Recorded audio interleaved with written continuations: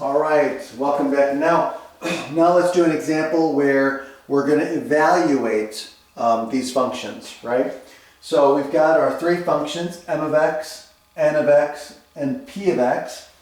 And now we're going to evaluate these functions. So we're going to do the operations and then evaluate them, okay?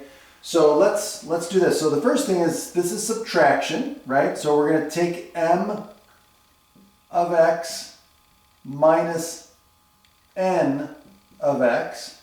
And that's going to give us what? That's going to give us 4x minus the absolute value of x minus 3. Right? Now we're going to plug 2 in. Right? Now we're going to evaluate it at x equals 2. So that's going to be 4 times 2 minus the absolute value of 2 minus 3. And so this is going to be 8 minus, this is going to be the absolute value of -1, which is going to be +1, right? So the absolute value of -1 is +1, so we're just going to put 1 there. And so 8 minus 1 is 7. So the answer to the function evaluated at 2, so m minus n evaluated at 2 is equal to 7. Okay, now let's do m times p.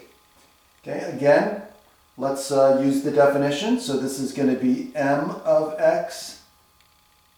Well, here, if we want to use the 1, just say, okay, here, m of 1 times p of 1, right? We could do that too, right? Because if we're evaluating this, n times p at 1, it's going to be the same as this, right? So now if we do that, so that's going to be m of 1, right? So that's going to be, m of 1 is going to be 4 times 1 times p of 1, which is going to be what? 1 over 1 plus 1, right? So all I did was combine steps, right? 4x, so m evaluated at 1, okay?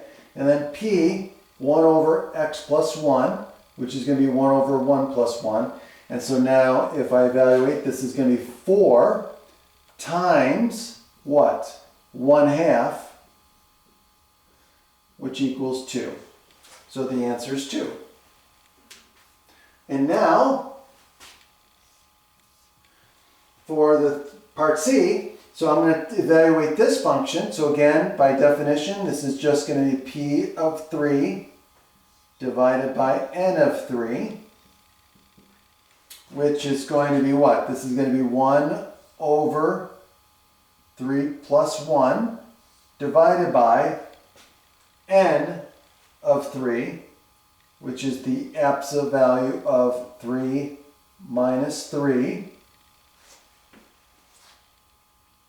Okay?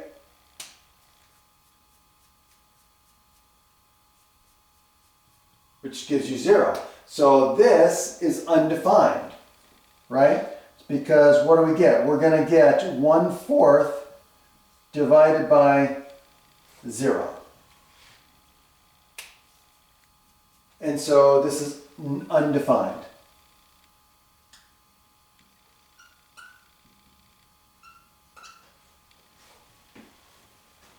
All right.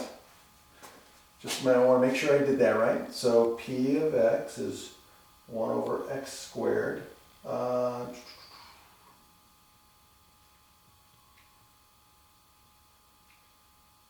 Yeah, let me do it a different way. We should see if we get the same answer. Sometimes when you have rational expressions, it's best to simplify them first before you evaluate them. So let me do that. So we got 1 over x plus 1 all over n, which is the absolute value of x minus 3. And so this is going to be 1 over x plus 1 times 1 over the absolute value of x minus 3.